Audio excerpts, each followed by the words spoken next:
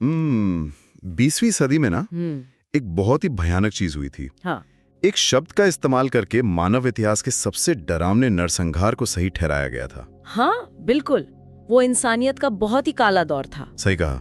और दावा ये किया गया था कि एक बहुत ही शुद्ध और श्रेष्ठ नस्ल है जिसका खून पूरी दुनिया में सबसे उत्तम है। हाँ, लेकिन विडंबना देखिए कि अगर हम आज से करीब 4000 साल पीछे जाएं ना, तो ठीक उसी शब्द का खून, डीएनए या त्वचा के रंग से दूर दूर तक कोई लेना देना ही नहीं था। एकदम सही। और आज की इस गहन चर्चा में हमारे पास रिसर्च और ऐतिहासिक साक्ष्यों का जो ये स्टैक है ना, वो इसी एक पहेली के इर्द गिर्द घूमता है। और वो रहस्यमयी शब्द है आर्य। बिल्कुल। इस पूरी स्रोत सामग्री को खंगालने का हमारा मिशन आज यही समझना है कि कैसे महज एक शब्द ने इतिहास, राजनीति, धर्म और विज्ञान को दो अलग अलग खेमों में बांट कर रख दिया है। मैं तो बस यही सोच रही थी कि आखिर आर्य थे कौन? यही तो सबसे बड़ा सवाल है। मतलब क्या वे रथों पर सवार होकर आए, कोई बाहरी हमलावर थे, या फिर हमेशा से इसी धरती के मूल निवासी रहे? देखिए, इस सवाल का जवाब खोजना ना किसी जासूसी कहानी से कम नहीं है। दिलचस्प बात यह है कि इस विषय को समझना केवल कुछ पुरानी तारीखें रटने के बारे में नहीं है। अच्छा, तो फिर इसे कैसे देखा जाना चाहिए? ये असल में ये देखने के बारे में है कि जब भाषा विज्ञान, पुरातत्व और अब आधुनिक जेनेटिक्स के सबूत आपस में टकराते हैं तो क्या होता है। हाँ, ये तो बहुत ही दिलचस्प है। बिल्कुल। आर्य शब्द की ये जो बहस है वो सिर्फ एकेडमिक नहीं रही है। ये पहचान और संस्कृति से जुड़ी एक बेहद संवेदनशील गुत्थी बन चुकी है। इसे सुलझाने के लिए हमें बिल्कुल शुरुआत से इतिहास को देखना होगा, वो भी बिना किसी आधुनिक चश्मे के। तो फिर ठीक है, सीधे उस दौर में ही चलते हैं जहाँ से इस शब्द का जन्म हुआ था। चलिए। किसी भी ऐतिहासिक बहस में उलझने से पहले ना, ये जानना बहुत जरूरी है कि ऋग्वेद में, जो कि हमारा सबसे पुराना प्रामाणिक स्रोत है, उसमें इस शब्द का असली मतलब था क्या। और ये जानना इसलिए भी जरूरी है क्योंकि आज हम आर्य सुनते ही सीधे नस्ल या रेस के बारे में सोचने लगते हैं। हाँ बिल्कुल, और स्रोत बताते हैं कि यही हमारी सबसे बड़ी वैचारिक चूक है। एकदम सही कहा आपने। ऋग्वेद के पन्नों में आर्य शब्द का जिक्र कई बार आता है, लेकिन वहाँ ये किसी जेनेटिक मार्कर या किसी खास शारीरिक बनावट को बिल्कुल नहीं दर्शाता। अच्छा, तो फिर उस समय इसका मतलब क्या होता था? उस प्राचीन काल में आर्य होने का अर्थ बहुत सीधा था। इसका मतलब था एक सभ्य, श्रेष्ठ या सम्मानित इंसान। मतलब ये कोई जन्म से मिली पहचान नहीं थी? बिल्कुल नहीं। ये पूरी तरह से एक सांस्कृतिक पहचान थी। जो व्यक्ति समाज के नियमों का पालन करता था, जो एक नैतिक जीवन जीता था और उस समय के सामाजिक नियमों का सम्मान करता था, बस उसे ही आर्य कहा जाता था। अरे वाह, ठीक है, चलिए इसे थोड़ा खोलकर समझते हैं। ये तो कुछ वैसा ही हो गया ना, जैसे आज के समाज में हम किसी को एक सभ्य और जिम्मेदार नागरिक कहते हैं। हाँ, ये एनालॉजी बिल्कुल सटीक है। मतलब अगर कोई इंसान आज कानून का पालन कर रहा है, दूसरों के प्रति सम्मान दिखा रहा है, तो उसे एक सभ्य नागरिक का दर्जा मिलता है। इस बात से कोई फर्क नहीं पड़ता कि उसका जन्म कहाँ हुआ है या उसके नैन नक्श कैसे हैं। बिल्कुल सही है। प्राचीन वैदिक समाज में भी ये एक अर्जित गुण था, कोई जन्मजात अधिकार नहीं। अगर कोई व्यक्ति आर्य आचरण को त्याग देता था ना, तो वो आर्य नहीं रहता था। हाँ, तो ये पूरी तरह से कर्मों पर आधारित था। हाँ, लेकिन समय के साथ ये सिर्फ एक लाइफस्टाइल का टैग नहीं रहा। जब हम इतिहास की टाइमलाइन को देखते हैं, तो ये शब्द एक ऐसे दौर में मुख्य धारा में आता है जिसने इतिहासकारों को सबसे ज्यादा उलझा कर रखा है। आप उस ब्लैक होल की बात कर रहे हैं ना, जो सिंधु घाटी सभ्यता और वैदिक काल के बीच का है। बिल्कुल। इसे समझने के लिए हमें सिंधु घाटी सभ्यता के पतन को देखना होगा। हमारे स्रोत भी यही बताते हैं कि वो ब्लैक होल आज से करीब 4000 साल पहले शुरू होता है। सिंधु घाटी सभ्यता, मेरा मतलब है हड़प्पा और मोहनजोदाड़ो, वो अपने समय की सबसे उन्नत अर्बन सभ्यता थी। एकदम सही। उनके पास पक्की ईंटों के घर थे, सीधी चौड़ी सड़कें थीं। हाँ, और ऐसा अंडरग्राउंड ड्रेनेज सिस्टम था जो आज के कई आधुनिक शहरों को भी शायद शर्मिंदा कर दे। वे लोग व्यापार करते थे और उनकी अपनी एक लिपि भी थी। लेकिन फिर धीरे धीरे ना वो महान सभ्यता सिकुड़ने लगी, शहर खाली होने लगे। अच्छा, तो ऐसा अचानक क्या हुआ होगा? देखिए, जलवायु परिवर्तन, नदियों का सूखना और मानसून के कमजोर पड़ने के कारण वो शहरी सभ्यता धीरे धीरे वापस ग्रामीण बस्तियों में तब्दील होने लगी। मतलब एक तरह से रिवर्स माइग्रेशन हुआ, शहरों से गांवों की तरफ। हाँ, कुछ वैसा ही। और फिर इसके काफी समय बाद लगभग 1500 ईसा पूर्व के आसपास हम देखते हैं कि उत्तर पश्चिम भारत में वैदिक संस्कृति की शुरुआत होती है, जो कि शहरों से ज्यादा प्रकृति, यज्ञ और पशुपालन पर आधारित थी, है ना? बिल्कुल। और यहीं पर इतिहास का सबसे बड़ा सवाल खड़ा होता है कि आखिर इन दोनों कालखंडों के बीच का पुल क्या है। हाँ, क्या ये वैदिक लोग सिंधु घाटी के ही वो लोग थे जो शहरों से निकलकर गांवों में बस गए थे, या फिर ये कोई और थे? और इस खाली समय का रहस्य तब और भी गहरा गया जब 19वीं सदी में यूरोपीय विद्वानों ने भारत आकर प्राचीन संस्कृत ग्रंथों का गहराई से अध्ययन करना शुरू किया। सर विलियम जोन्स का काम ना। हमारे स्रोत इस भाषाई रहस्य पर काफी जोर देते हैं। बिल्कुल। वो भाषा विज्ञान के क्षेत्र में एक बहुत बड़ा रहस्योद्घाटन था। सर विलियम जोन्स जैसे विद्वानों को संस्कृत, ग्रीक, लैटिन और अन्य यूरोपीय भाषाओं के बीच हैरान करने वाली समानताएं मिली। समानताएं? हाँ। मतलब किस तरह की समानताएं? ऐसी समानताएं जो कोई महज इत्तेफाक नहीं हो सकती थीं।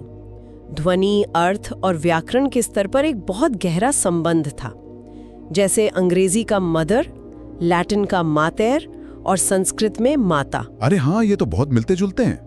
इसी तरह अंग्रेजी का ब्रदर और संस्कृत का भ्राता। यहाँ तक कि गिनती के शब्द भी, जैसे 3 और 3, 9 और 9। लेकिन यहाँ मैं थोड़ा पुश बैक करना चाहूंगी। हाँ। मुझे एक बात खटक रही है। हाँ, बताइए। देखिए, भाषा तो हवा में घुलने वाली चीज है ना। क्या सिर्फ कुछ शब्दों के मिलने से ये मान लेना तर्कसंगत है कि हजारों साल पहले पूरी की पूरी आबादी ने अपना बोरिया बिस्तर बांधा और एक महाद्वीप से दूसरे महाद्वीप तक का सफर तय कर लिया? ये सवाल उठना बहुत स्वाभाविक है। मतलब आज अगर हम अपनी रोजमर्रा की भाषा में कंप्यूटर या चॉकलेट जैसे शब्द इस्तेमाल कर रहे हैं, तो इसका मतलब ये तो नहीं कि रातों रात अमेरिका या यूरोप के लोग आके यहाँ बस गए हैं। बिल्कुल नहीं।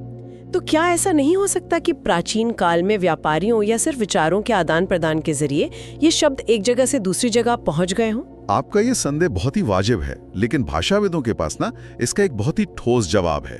उन्होंने व्यापार से आने वाले शब्दों और मूल शब्दावली, जिसे कोर वोकैबुलरी कहते हैं, उसके बीच का अंतर स्पष्ट किया है। अच्छा, तो ये मूल शब्दावली कैसे अलग होती है? देखिए, व्यापार के जरिए नए आविष्कारों या विदेशी सामानों के शब्द आते हैं, जैसे सिल्क, चाय या कंप्यूटर।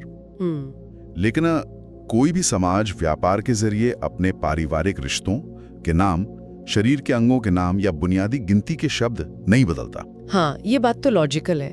कोई अपने भाई को किसी व्यापारी को देखकर कुछ और तो नहीं बुलाने लगेगा। एकदम सही।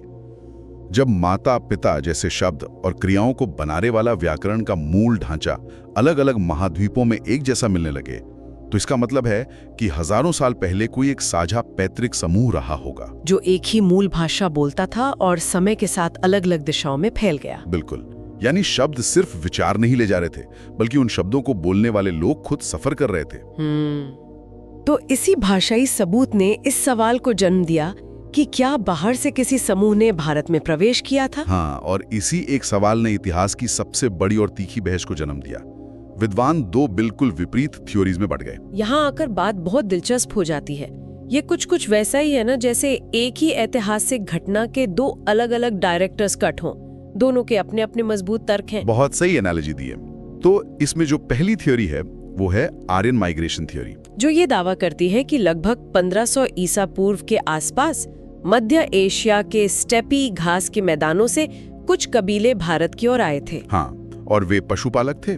वे अपने साथ घोड़े, पहियों वाले तेज रथ और एक बिल्कुल अलग तरह की भाषा और जीवन शैली लेकर आए थे। और ये घोड़े और वो तीलियों वाले पहिए, मतलब स्पोक्ड व्हील वाली बात, ये इस थ्योरी में बहुत अहम है ना? बहुत अहम है, क्योंकि सिंधु घाटी सभ्यता में हमें बैलगाड़ियां और ठोस लकड़ी के पहिए तो मिलते हैं, लेकिन तेज भागने वाले रथ नहीं मिलते। अच्छा, तो इस नई तकनीक का उन्हें फायदा मिला होगा। बिल्कुल। इस थ्योरी का तर्क यही है कि इन समूहों के पास घोड़ों और तेज रथों की जो तकनीक थी, उसने उन्हें एक बहुत बड़ा रणनीतिक फायदा दिया।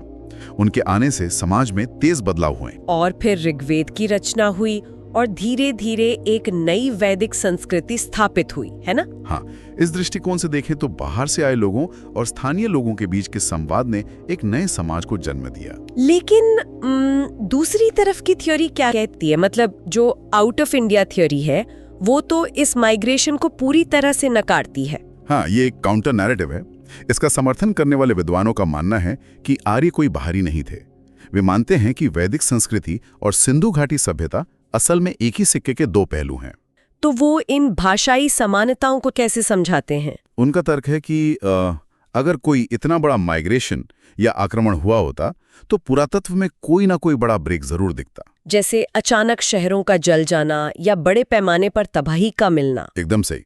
लेकिन आर्कियोलॉजी में ऐसा कोई सबूत नहीं मिलता, बल्कि मिट्टी के बर्तनों से लेकर अग्निवेदियों तक एक निरंतरता यानी कंटिन्यूटी दिखाई देती है। तो मतलब उनका कहना है कि महान वैदिक संस्कृति का जन्म इसी धरती पर हुआ और यहीं से वो दुनिया के बाकी हिस्सों में फैली। ठीक, यही उनका तर्क है। दोनों ही खेमों के विद्वान अपने अपने साक्ष्यों के आधार पर अपनी बात रखते हैं।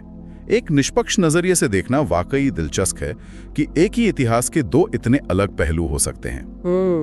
तो जब पुरानी किताबें, मिट्टी के बर्तन और भाषाएं कोई एक ठोस जवाब नहीं दे पा रही थी, तब इस पहेली को सुलझाने के लिए आधुनिक विज्ञान आगे आया। हाँ, और विज्ञान ने खासकर डीएनए और जेनेटिक्स की रिसर्च ने इस बहस की पूरी दिशा ही बदल कर रख दी। स्रोत बताते हैं कि विज्ञान एक ऐसा गवाह है जो हजारों साल बाद भी झूठ नहीं बोल सकता। बिल्कुल।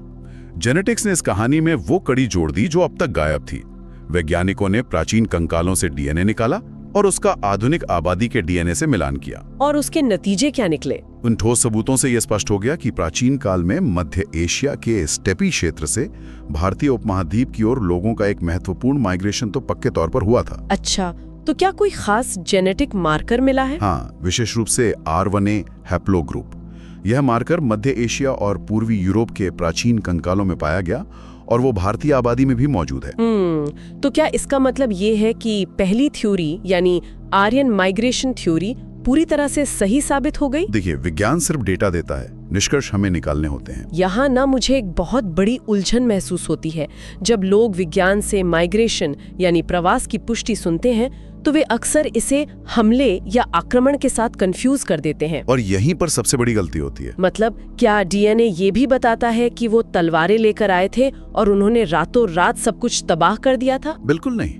यही विज्ञान और हमारी आम धारणा के बीच का फर्क समझना जरूरी है।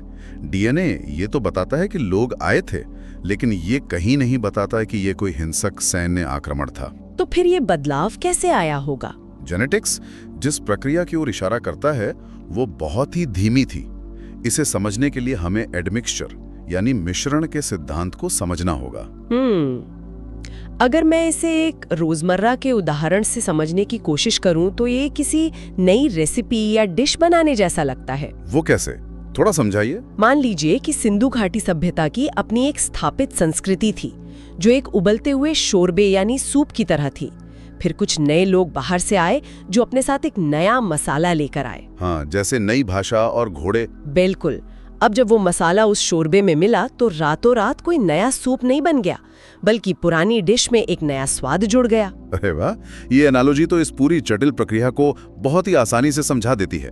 कोई भी महान सभ्यता ना सिर्फ बाहर से आए कुछ लोगों से खड़ी नहीं होती, ये एक मेल्टिंग पॉट या साझा बर्तन की तरह होती है। तो मतलब स्थानीय लोगों का योगदान भी उतना ही महत्वपूर्ण था? शायद उससे भी ज्यादा। जेनेटिक सबूत भी यही दिखाते हैं कि बाहर से आने वाले लोग स्थानीय आबादी के साथ घुले मिले। सदियों तक ये धीमा मेलजोल चला। हाँ, विवाह हुए होंगे, भाषाएं आपस में टकराई होंगी। बिल्कुल। बाहर से आया कल्चर और यहाँ पहले से मौजूद लोकल लोगों का गहरा ज्ञान, ये दोनों आपस में मिलकर उस महान वैदिक संस्कृति का आधार बने। ये किसी को मिटाने की नहीं, बल्कि एक दूसरे में समा जाने की कहानी है। ये सच में एक बहुत ही खूबसूरत विचार है, एक साझा पहचान का निर्माण। हम एक ऐसे शब्द से चले थे जिसका मतलब श्रेष्ठ और सभ्य आचरण था, और फिर हमने देखा कि कैसे वो एक मेल्टिंग पॉट बन गया। हाँ, ये मानव इतिहास का एक शानदार पहलू है। लेकिन हमारे स्रोत इतिहास के एक बहुत ही डरावने अध्याय की ओर भी इशारा करते हैं। 20वीं सदी में इस आर्य शब्द का जिस तरह से इस्तेमाल किया गया वो इंसानियत के लिए एक बुरा सपना था। हाँ, एक सभ्यता के मेल्टिंग पॉट से लेकर दुनिया के सबसे खतरनाक प्रोपेगेंडा तक का सफर। ये समझना बहुत जरूरी है कि कैसे इतिहास को स्वार्थ के लिए हाईजैक किया जाता है। एडोल्फ हिटलर ने ही इस शब्द का गलत इस्तेमाल किया था ना?